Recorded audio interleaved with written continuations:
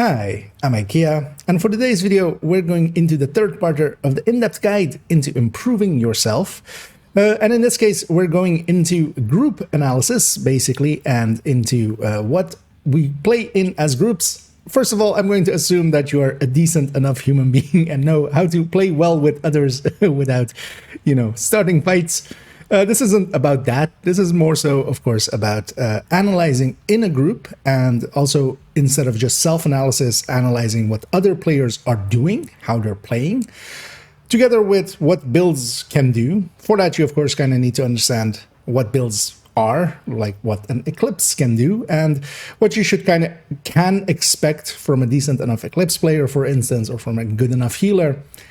And we'll go kind of into that. We'll lay it down in the premise, and then we'll actually take it into practice. And actually, I will play together, actually, as I've set up for us to do that, and then kind of just discuss as we go what I'm kind of thinking about, what I'm kind of analyzing, and how we're making decisions because of that. So yeah, let's jump into the premise and lay it all out, and then we'll go into some gameplay and put it into practice. So in the first part and the second part, we mostly, of course, focused on ourselves, as improving yourselves kind of start there.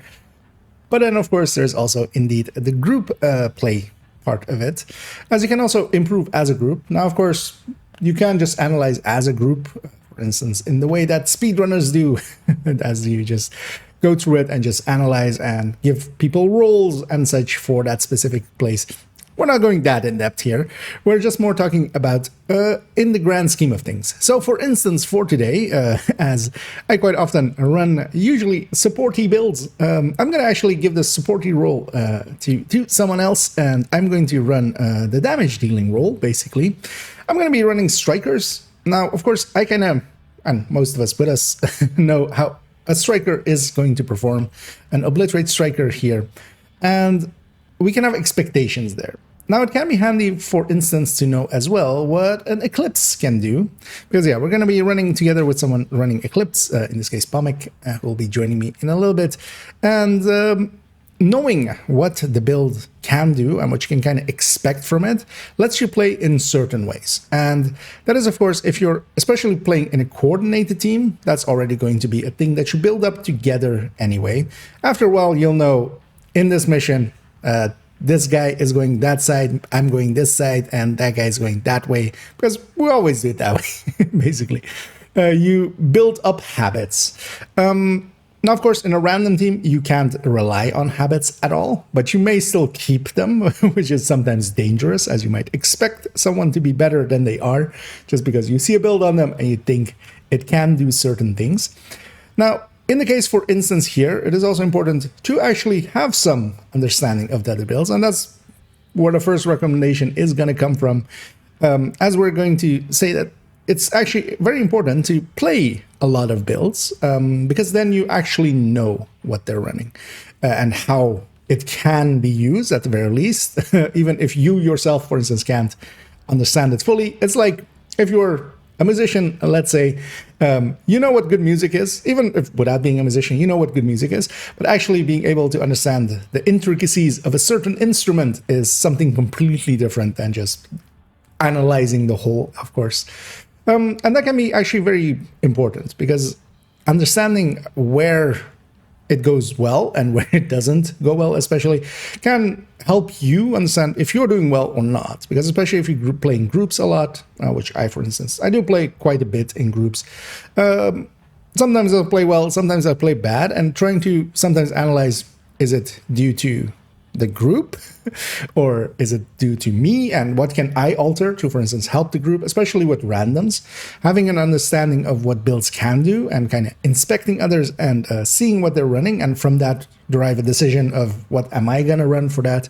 That is actually one of the core things that you need to, I feel, build up to be a person that can kind of carry. Now, there are, of course, a lot of different builds, but a lot of them are in major ways kind of the same. So we have the Eclipses. They will be support builds in the form of CC. So if a foam eclipse or a fire eclipse exists, we can kind of know what they do. We have healer builds, of course, which can go all the way from a full FI all the way down to a red FI, and in the middle with some combat medics or half healing builds and such. Knowing kind of by looking at the build what you can kind of expect from it, because a full healing FI is not going to do the same things as a red FI can healing wise, but you'll still get the buff. So for instance as well, you can play to those strengths by just knowing that if there is an FI in your team, if you don't take chip damage or prevent it in some way with, for instance, a shield, that can be very handy because then you can keep the buff up. And then, of course, there are other builds in the form of just full buff builds in the OD and to some extent through Patriot, although we don't see those that often, of course. Even there, it can be handy to align your gameplay a little bit towards them. For instance, with OD, killing the targets that they mark, just so everybody gets the ammo faster, can be actually really handy, of course.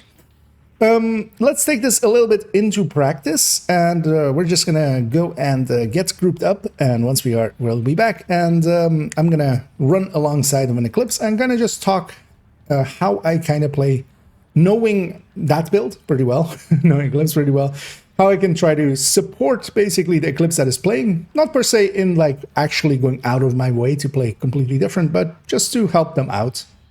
So yeah, let's jump to that. And yeah, we're following Sarah orders to line up here, and I've lined up here with Pamik, who I've recruited to become my Eclipse for here.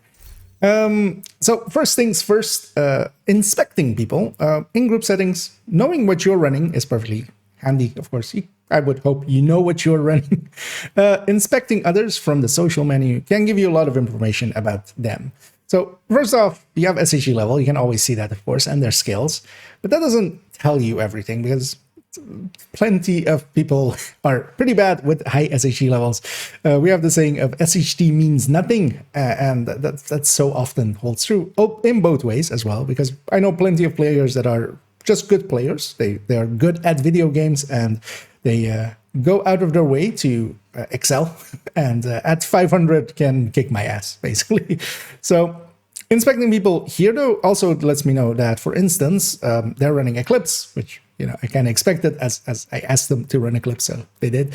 But also there are clips, if I kind of go through the pieces real quick, and I would normally, when I'm joining groups, and you may have seen this in build showcases, I quite quickly just go through a build and just go like, okay, what is it? And then just move on to the next person. But here, just as a quick thing, for instance, I see that everything is run with status effect, which is the correct stat here, because plenty of people run skill damage on way too many pieces, or other weird stuff like health or such, or blue cores. Now, this is a well set up Eclipse, and also, for instance, here as well, just their weapons. So I know they have the ability to do Sledge, and I know they have the Scorpio. So with the Scorpio, for instance, instead of a capacitor, with a capacitor, I would be expecting them to shoot a little bit more and kind of like get those stacks in. With a Scorpio, I kind of know that they can, if I leave them with like one enemy, they will CC it and then kill it, for instance. So those kind of things are important. And of course, yeah, we know their skills as well. So yeah, let's go in here, and we're just gonna run it as a two-man with the global event now off. Do not ask why I say now off. But yeah, 3 directives, heroic, just simple. We're not gonna have any skill issues or ammo. And yeah, I see already Pamik's going for the start strat here, which is that they will ignite when these guys are in the chems there, and they got one on the right. And we also have a heavy right away. Seeing that, if I were to see that in a random team, I wouldn't, first of all, expect that at all in a random team. But if I were to see that, I know that they kind of know, like, both the missions and kind of, you know, what's going on and such. Because they're using pretty complex strategies.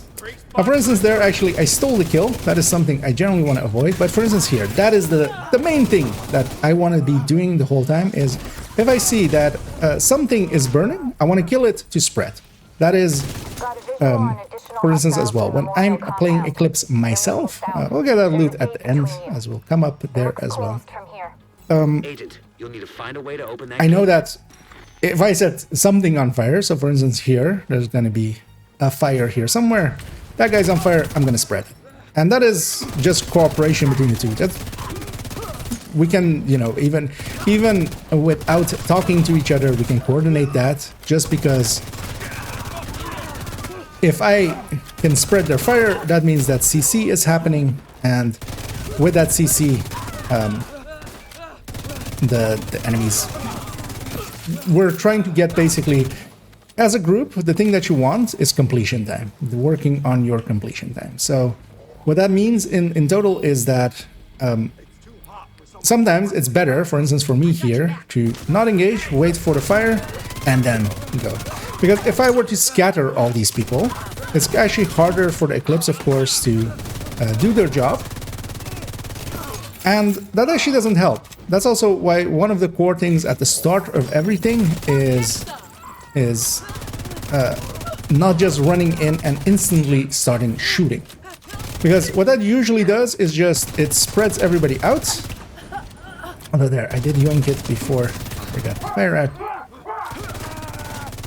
All it does is really spread things out. So for instance here, I will generally wait for Comic to take the first shot, to send the chems out. All clear. I repeat, the compound is all clear. Hold on to that. I'll let them open, because if I shoot, I can maybe shoot one person. If they shoot, they can set something on fire, I can help it spread, and that just goes faster. And yeah, we're kind of going quick here. Oh, as we go into roguies. Let's actually deal with these roguies. I'm gonna swap to PFE. Although actually, so this is a support PFE, so it's actually not that handy. I know if you have a PFE, because otherwise, if you maybe go PFE, yeah, yeah, if you PFE them, I will support you. And here as well, just actually, so a tank and a damage dealer together. So I see them going for that target. I shouldn't, you know, I'm not going to shoot anybody except this person. And we deal with them very quickly because of that. System malfunctioning. And yeah, we're just moving as a team. I'm also kind of staying behind Pomic, kind of letting him be between me and the enemy. System restored. For obvious reasons. Because yeah, they've now swapped to a PFE. And basically one Scorpio and one Striker is all we need here. So. Damn it. The true sense of turn them And that is also, for instance, a thing. Like, even in here, even so, me and Bomic are actually on comms. He can hear me. He's actually just muted now, just to not interject and stuff. But yeah, let's actually go fast here. Because yeah, we're skipping some loot. Let's actually skip the loot here, just for speed's sake. But even without communication, there, one of the two of us would likely go PFE. We would just kind of look at each other and go like, okay, are you going or am I going? And one of us would pick it and just do it. Because that's, of course, very powerful against them, against rogues.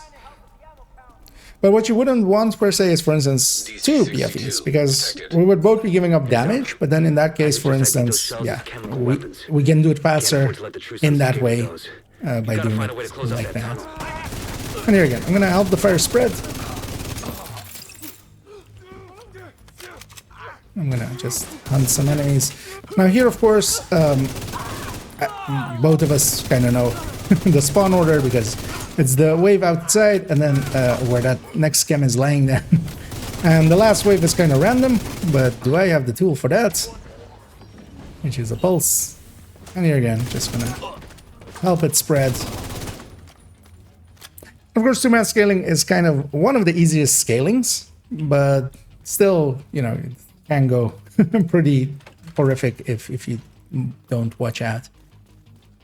And the core of it is that in groups, you have to kind of think a little bit different about your positioning. You have to think a little bit different about where you're going to place yourself. Your triage kind of swaps. Because, for instance, here it is completely, at least for me, it's kind of based on where Comic is starting his fires.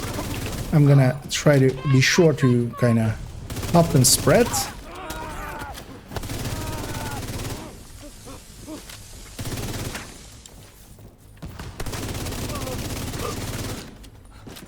And especially as well, build knowledge towards knowing what another person's build is kind of capable of. Now, that doesn't mean that you have to have perfect knowledge of it, but at least running the builds as well, because then you also kind of understand how, as we kind of talked about it a little, like musicians watching each other.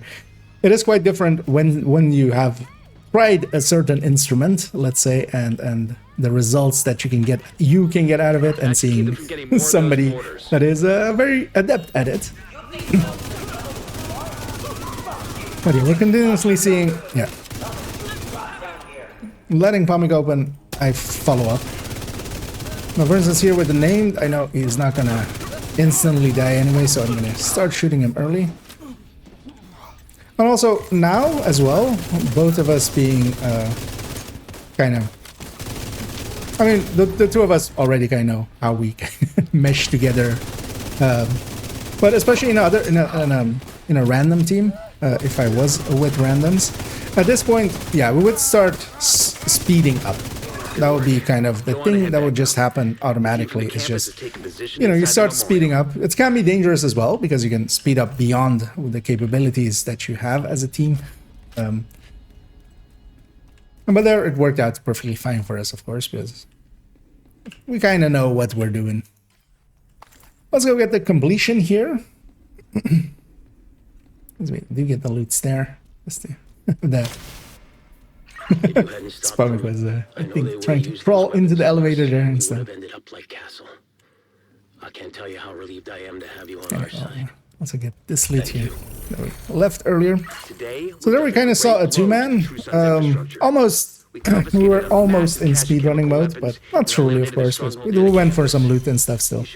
But together, knowing my build and then knowing what Pomik's build is kind of capable of, and acting on that, basically. Now, of course, Pomik is a really good Eclipser. Definitely can hold his own. But then that's, for instance, yeah, a build that I know well. So I kind of have also expectations from others. And also that's the thing, like if you're with the randoms and they don't actually catch every wave. So for instance, my own goal in a mission is that at least from every wave, I set someone on fire. That is the minimum that I kind of expect from myself. And of course, here, Pomik, for instance, did that. Every wave had at least a person on fire, and then I helped it spread. And that's the kind of thing, knowing what your build can kind of do, their build can kind of do. Now, of course, here we're doing basically a damage dealer and a support. It becomes a little bit more weird when you're two supports kind of together, but that's also, you shouldn't be, per se. There should be a damage dealer in the team. And there's actually nuance to playing a damage dealer well. It's not just shooting the enemy. Sometimes it is actually being a teammate and actually helping each other complete a Lincoln here likely in 7 minutes, because actually the rogues are even faster. Well, it's not even that impressive, but with looting and everything, yeah, that's not too bad. Yeah, let's go do another mission together, and we're gonna actually amp it up to 4 players, just get a little bit more chaos in there and kind of see how that goes. And yeah, as actually Pomik was running his solo setup for Eclipse with Firewall, which is actually, yeah, solo Firewall works really well, but now he's actually went and swapped to Survivalist, which is actually a much better thing for in a group. I'm gonna actually kind of do the same. Gunner is kind of handy in groups for the ammo and such, but there are actually other specializations that also have good things, like Demo, where we have 5 detox for the other 3 members of the team, plus I have you know, a grenade launcher and also the avoidance of explosions. Thinking about a group setup kind of also matters. So we can alter our builds, of course, to kind of interlock better sometimes. So for instance, in a team, now we have a survivalist and a demo. We're likely going to get gunners as we'll go matchmake. The gunner is one of the most played specializations. So it doesn't per se help to have multiples, especially for instance here, we're going to do a mission. We're in the open world or such that ammo is handy. In a mission, we have an ammo box every 2 places. So actually thinking about group synergy and setting it up for groups, especially for instance on the Eclipse end, from having a survivalist where the rest of the team gets 10% to all of your enemies that are set on fire by you, kind of helps. We're going to matchmake for this one, but yeah, we're just going to go get started and just go in. while the matchmaker is running, and hopefully backfill as you need. We should rub ourselves all the way over the scared tree, the shaky tree. And yeah, we're gonna take the same 3 directives, nothing too impressive, but just to have something to do. And yeah, we're gonna go in. And also here, for instance, one of the skills that I use a lot is pulse. So I don't use a shield or something, but I use a pulse, giving my allies position info. I'm gonna also, yeah, try to spread and spread again. There, for instance, that completely changed my targeting there, because yeah, the enemy on the left was kind of on fire, but I could kind of spread it and help it spread. And that is actually a thing you kind of should get in the habit of, to try to be a good team player. And the thing is, when the whole team... Oh, actually, I did not start the matchmaker. Do that here. Remember the part where I said I was going to matchmake? Well, I didn't. But yeah, we're gonna backfill here. We're of course gonna run kind of the same as we were a second ago for the start. But as it fills up, kind of the chaos increases, but also of course our effectiveness goes up. Let's actually get all the loot, as we'll show the loot positions in here. Also letting backfill kind of fill up the thing. Also, another thing of group play, of course, Pamuk is waiting for me to open the... You know, we'll not keep him waiting too long, but yeah. You can actually get it from that side.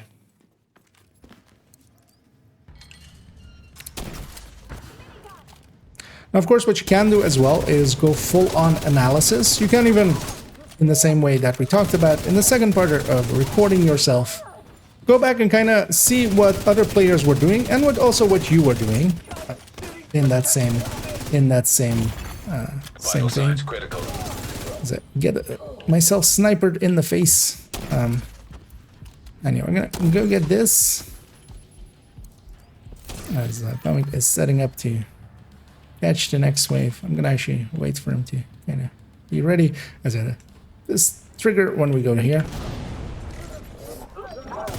But also, yeah, in group settings, for instance, a pulse. A pulse is, of course, super handy. It just tells you where everybody is, what they are,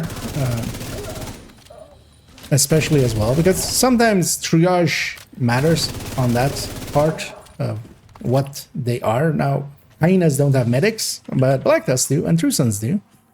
And you want to take them out first. But for instance, as well, Rikers, they're lieutenants, giving everybody razors, basically.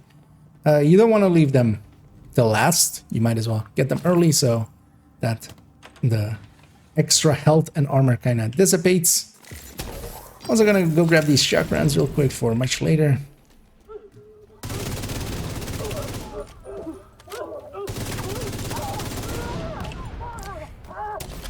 Because that's kind of the half of the fun of group play, is you're still doing basically the solo parts of everything, but then now as well, you're kind of thinking about, at least I am, and I hope others would be as well, of how to improve the group concepts of group parts of it, just by being a better team player. So, for instance, here still we're trying to help the spread. I'm always letting Pamuk open, for instance. See, Pamuk's going for it. I'm gonna stay back here. But actually, I'll go sit by the button here. That's the other trigger.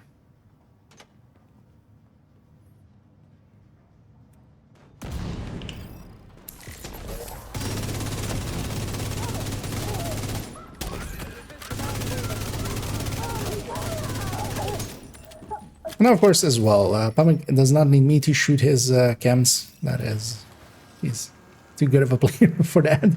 There's plenty, so for instance, if it was an Eclipse that was very unexperienced and was shooting their own chems, I would actually go out of my way to just shoot the chems for them. Although I would actually type out that they can double tap to ignite it if they were really struggling. But maybe with some language, because not everybody, of course, speaks English, especially not on the Europe servers where I am. Here again as well. Well, that by itself does enough damage to kind of weaken an enemy. It would still take much longer than me killing it to... And there as well, I saw the Scorpio shots going in, and we spread the disorient there. And now in this case, of course, it's kind of mostly affecting my triage, but it's also kind of affecting my positioning, because I'm positioning much more aggressively. Just because I will try to be in a position where I can deal the damage to the enemies even far forward, basically. We're playing much more aggressively than I would, for instance, if I was solo. Because I even get a sledge there. At least Pumix did not sledge himself. Also, Pumix is being a good team player. For instance, there, a little bit ago, there was a rusher kind of coming up for my face. And, of course, he has a Scorpio, so he kind of, because of that, could CC them very quickly, so he helped out. And that's also the thing, you do want to keep an awareness of where you are and where your allies are. Now in this case, for instance, there's just the two of us. It doesn't really, it's not too hard. That awareness part really shifts when you're something else, like a medic or such, because now, of course, you're in a role where you kind of need to help them. And you kind of need to know where they are before you can help them. We're not getting the backfill here that we are actually. Well, actually, amateur joined us. And actually, it's gonna end matchmaker there because we're reaching a boss room. But as well, so for instance here, I will kind of inspect them and kind of know from that what their capabilities are and that they have a little bit of healing available for us. And then once they're loaded in, here we're gonna go up. I know that is completely fine. I would just run whatever you want to run.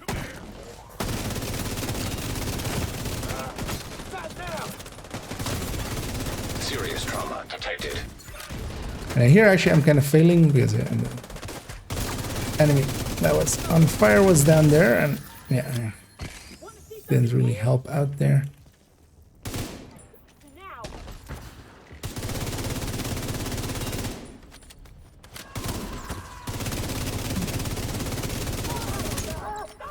And yeah, if I spread that fire, that will help there as well. And then the last wave spawns underneath us.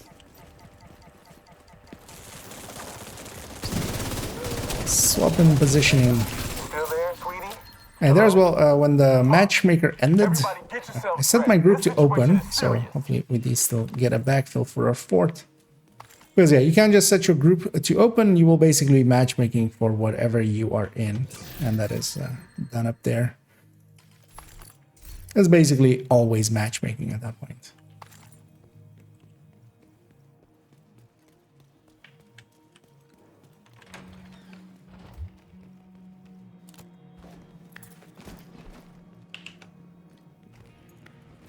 Yeah, you know what? Let's go get all the resources.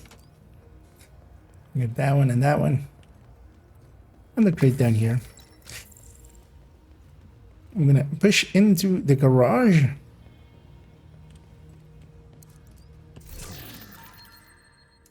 Nah. There was an item, for instance, where maxed out stats, a crit chance sledgehammer M870 is not really. Anyway, we have an old bad joke here always, and that is see these onions? Are they really onions? Or were they? Were they potatoes all along? Also, yeah, full box of tomatoes, empty box of tomatoes. We had way too much time on our hands. There was a global pandemic going on. Don't judge me. Or yeah, judge me a little. Anyway, we did get our fort as well. I'm gonna actually set it while I remember back to being closed. They're running. We won't per se comment on what they're running there, but it's fine. It was 4 pieces of striker with a ninja bike as well, making 5 pieces of striker. Let's just say they're proficiency in that. I'm gonna actually grab these chakrans here as well. And yeah, instantly gonna help that spread. And then in group settings, so for instance here we do have Fog of War. Fog of War does eliminate our ability to see where our allies are on the minimap. But that's not too big of a problem because you can always just kind of look around. Kind of see that the others are kind of set up on the right side, so I'm going kind of on the left side. Gonna focus down this heavy. So as one of the like damage dealers, and likely here it's kind of set up to be the highest damage dealer. I'm gonna go after the bosses and the heavies and such. That is also a thing that you want to think about when you're running together. Let's see. Comic sledging himself. We totally nobody saw that. Don't worry. You kind of want to think about what your role is in the team. So what I see quite often, for instance, in this specific boss fight, is an Eclipse that kind of goes for the named. Now here, what Pumic did was the perfect thing. He put Sledge on it and then kind of moved on to the other enemies. Also, we'll show a trick here because yeah, you can use Auto Run to actually not have any any issues walking straight, which is likely a thing they're gonna eventually patch. Here also, as a team player, those explosives, if I blow them up next to players, at least within missions and such, in Descent, in Countdown, and in Raids, it's different rules where they do. Airborne toxins at unsafe levels. Filters failing. Air filter function restored. Air quality. Let's get them before the door closes. But for instance, you can actually, if somebody was standing next to one of these barrels, I can actually blow it up. And that can actually be a good team thing to do because I can't damage it. Because actually, if I'm standing next to it, actually, I'll stay there. So if I shoot this, at least in missions, so not in Descent, not in Countdown, not in Raids, but everywhere else, yeah. Sometimes it's actually handy to just blow up something next to a player where you kind of go like, they're going to get hit there by that. Because also for fire, for instance, it would not set your teammates on fire. You can do that with other people's weak points, but not with those things. But yeah, going back to the role. So I know I'm a damage dealer, so if there's, for instance, here a heavy, like if it was just me and Pumic, I know that, especially in Eclipse, well, actually Eclipse has, as with us, with Sharpshooter, or with Survivalist, they have the crossbow, they can, break the chest like that. But they're basically the weakest against that, and I'm kind of the strongest against that, because especially as well, one of the things with Eclipse is, not so much here, but for instance, in leagues and such, quite often, most of the reds are actually gonna die to the fire. So there's actually no need for me, for instance, to shoot them or teammates. Whereas, of course, the things that do matter, like names and elites. So for instance here, most of these reds are just gonna die to just that fire. And a good Sledge going out, helping with... But sometimes knowing as well, just especially in leagues, although we won't have leagues anymore, sadly, but in lower difficulty stuff, knowing that it doesn't matter to shoot the reds because they're gonna die to the fire, so I will kind of prioritize going after the elites. Yeah, there we went reasonably quickly. We went to looting and still at 13-minute DUA. And yeah, actually, an Eclipse is kind of hard to beat in DUA. DUA is one of those tiny missions where... yeah, for those sometimes saying that Eclipses can't compete, they definitely can. Even here on damage, we also have the rare occasion of a matching kill count as we tied there. So yeah, we kind of saw there Eclipse together with a damage dealer and then also in kind of a group setting. Let's take it, for instance, now to a healer together with some damage dealers, as we'll go into the open world and kind of talk about, for instance, how to support a healer, supporting those supports. And yeah, to continue it on, we're gonna go take over the boathouse, the house of boats, And yeah, we're running still together with Amateur and Pamic, and Pamic has now swapped on my request to a full FI. Now, full FI in like open world and stuff can be kind of handy. It's still maybe a little bit overkill, but just to also kind of show how to play with a healer, because there's some nuances there. Yeah, let's push in. We've already kind of coordinated that we're gonna push on the left side here and kind of take that area and then hold that as our base. So one thing you can do with a full healer with you is that we can be pretty aggressive because there's some healing going on. What you have to watch out for is that the health gate as a mechanic can exist. Also there, Pamic did an overcharge, a supercharge, basically, as they deconstructed their hive with the BTSU equipped. And what that did there is, first of all, for instance, if our hives were depleted, they would be back. But also, for instance, I'm running a pulse, so the second I heard that distinctive sound, I pulsed, just automatically. It's still ingrained to me from all the years ago in Dark Hours. And that is also, for instance, an important thing to always kind of have in the back of your mind in a group setting. So if you are the support build, to use all your tools, for instance, when that does include a BTSU, to have that be a thing that you actually use. Here as well, I'm going to actually heal away that fragile armor break that I had there, just so I can be healed to full. Now, if you have a fragile armor with a FI, you still receive, as long as you're healed up to the point of your, if I had like one fragile armor up to that point, you still receive FI. And then here I'm kind of sticking in the hive. That is one of the core things, to either be predictable and go to places where the healer can predict where you're going to be, or even better if they like put a hive down somewhere. Now, of course, here we took kind of a central position that we can kind of deal with everybody with. And also, what you may not notice there, we didn't call it in, because yeah, we can kind of clear up here after we're done with the main enemies, go get ammo, go get all our loot, and then yeah, no grenades yet, and then actually deal with enemies. Here, of course, Pamic is doing the right thing as a support, even at these long ranges. Now, that Scorpio, of course, does not deal damage, really, but what he's doing is putting out opportunistics, 15% on top of my damage, everybody's damage, which is quite handy. Let's go and get all our loot and ammo, because I'm basically dry. I'm just gonna actually go get the ammo box in here. If you're ever wondering why this place is called the Boathouse, even though it is, of course, a bar and restaurant, because this is a house and that is a boat. There is a boat in your house, so it's a boathouse.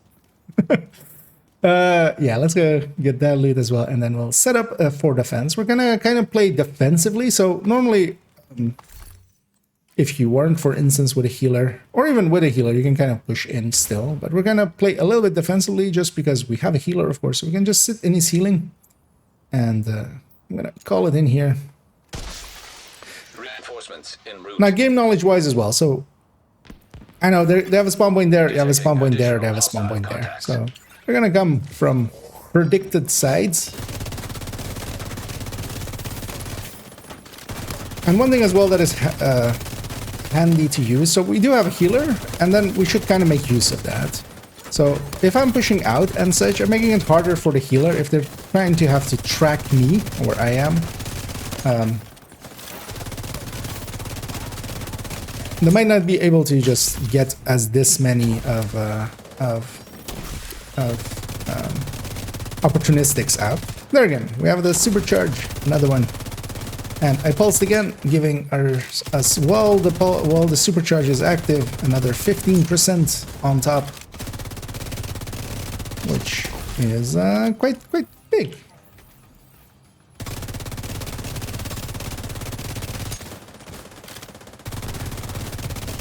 But just to support them, that's here as well. So I'm not in optimal or such, but just because I'm kind of allowing my healer to kind of you know where I am and kind of just play as a turret almost on my end.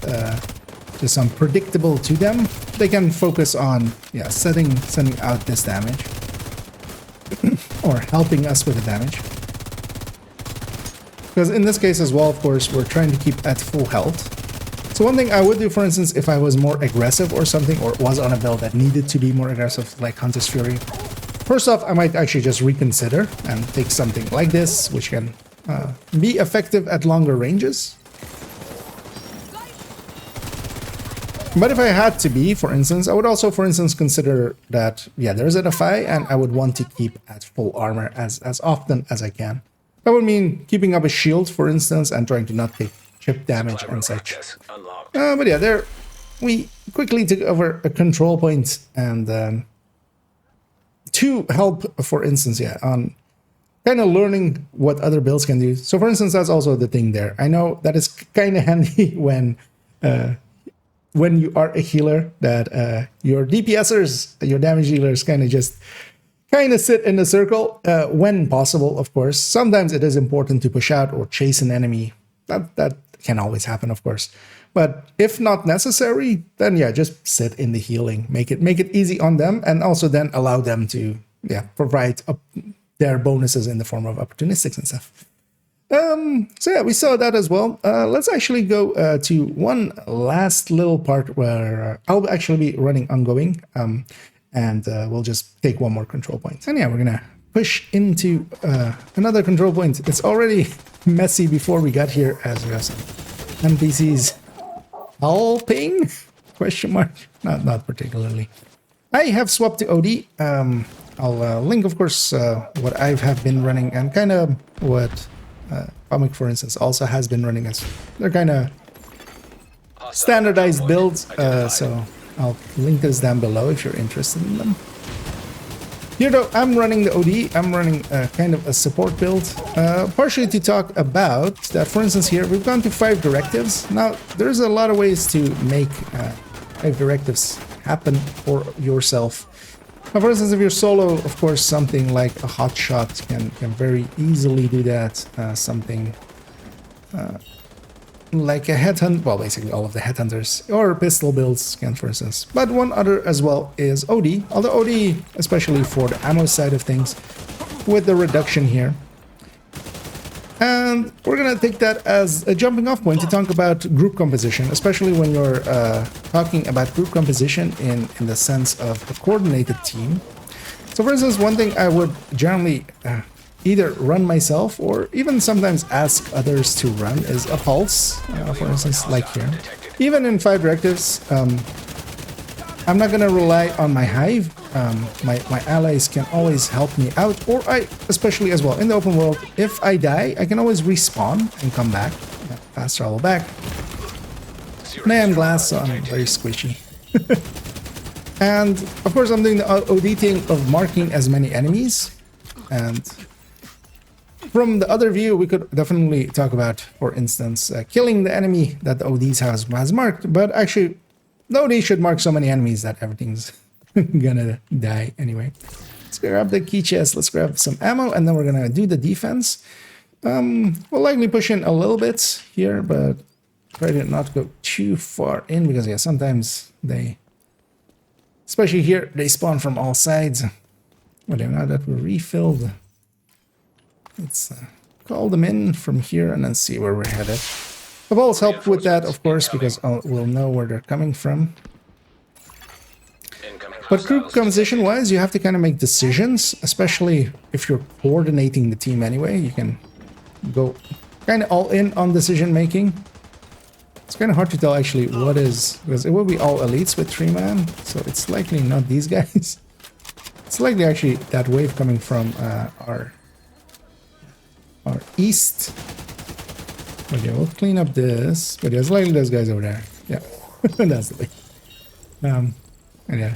In New York, they spawn very far away from the control points. That is a thing they did learn, and from multiple places. Because in DC, we definitely have places where we can spawn camp them. I'm just gonna trigger all of them.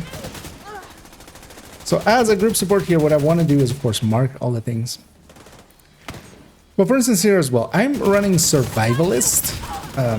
That is, of course, for the bonus on status affected enemies. I'm just gonna mark as much as I can here.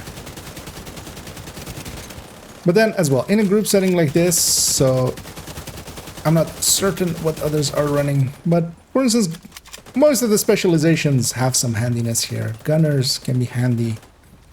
Demos can of course be handy for their group-wide bonuses, but gunners for the ammo, for instance. Although here, if the OD is playing it right and marking as many things as possible, let's push into them actually. Because yeah, they're getting displaced by something, although I'm not sure what. I think just by us maybe. But they were in combat with that group, but that's not the case.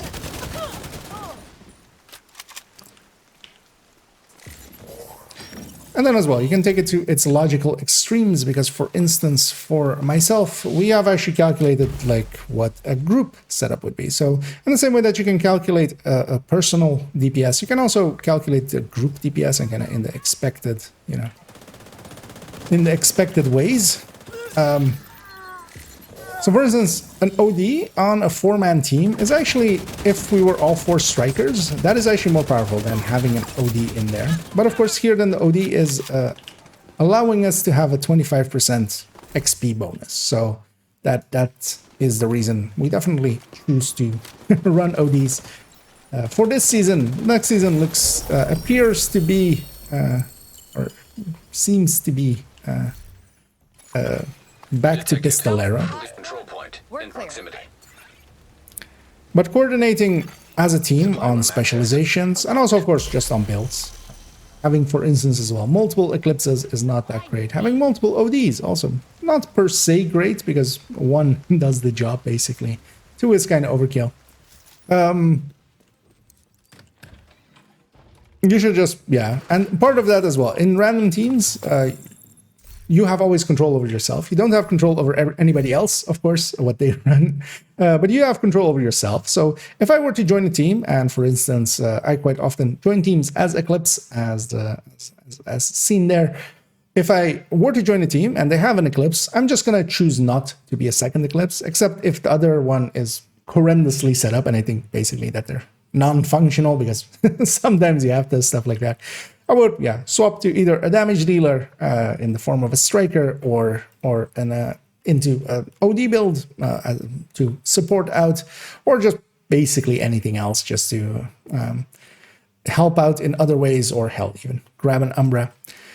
You always think about in-group composition, what kind of, as well, you're providing to the team and what the team is providing to you. Thinking about those things actually over time kind of should become second nature. At the start of it, it can be handy, for instance, to run a lot of the different builds, and that's also why I do prefer to have kind of access to a lot of builds, so that even when I see an X0 out in the wild, which barely ever happens, I kind of know what they're going to be able to do, or Umbras, or Red FIs as I have it here, or PFEs, or other builds. Having ran the builds helps a lot. There is an inference that you can make by just, watching other people play it, but it's quite different to run it yourself and kind of run into the issues and the benefits that a build has. So yeah, let's take this to our conclusion, where we wrap it all together and end it out. And yeah, just some food for thought for when you are in a team, and even if they are silly billies that are glitching out the game quite heavily. Think about what you're doing, basically, as you can actually make a great difference by playing better together. I feel that a lot of players as well think a lot about how to solo play builds, and in my case as well, I quite often talk about what I'm doing in a build. But it is quite handy to keep into consideration what other players are doing and trying to support them, trying to be a good teammate. Being a good teammate will usually make it a better result than just trying out to just push as hard as you can for yourself. One thing I see as well quite often is people chasing the damage numbers at the end of a mission. That in fact does not actually often make you a good teammate. Oftentimes it actually makes you a bad teammate, as we see the glitchiness in emotes when you have the little butt scratching bug going on.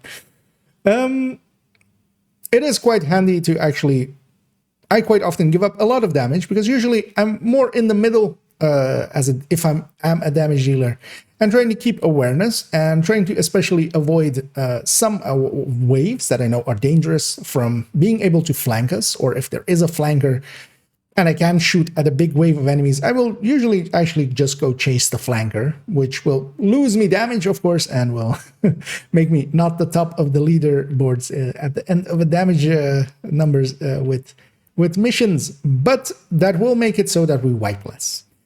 So this was just a little bit of a food for thought, and I hope it was somewhat informative and somewhat enjoyable. And if you did enjoy this video, be sure to do any and all of the algorithm things down below. It does help out, so I will do the shilling. And yeah, for my next video, we're going to actually go into a rambling talk about me still enjoying playing the game, as we'll go into why I am not that averse to changes coming in, as some people expected me to be, as they ask me, why aren't you mad that you have to redo whole parts of the build collection? And the answer to that is basically because I still enjoy playing the game, which will be the title of that video. And yeah, we're going to also go into, hopefully, maybe a build showcase. I haven't decided yet on what, because a lot of builds are changing, but several aren't. So maybe we'll pick one of the ones that aren't and do a build showcase in those. And yeah, definitely at the start of next season, we'll come back to that Striker build showcase that I was planning. And I hope you join me for those. And as always, have a good night.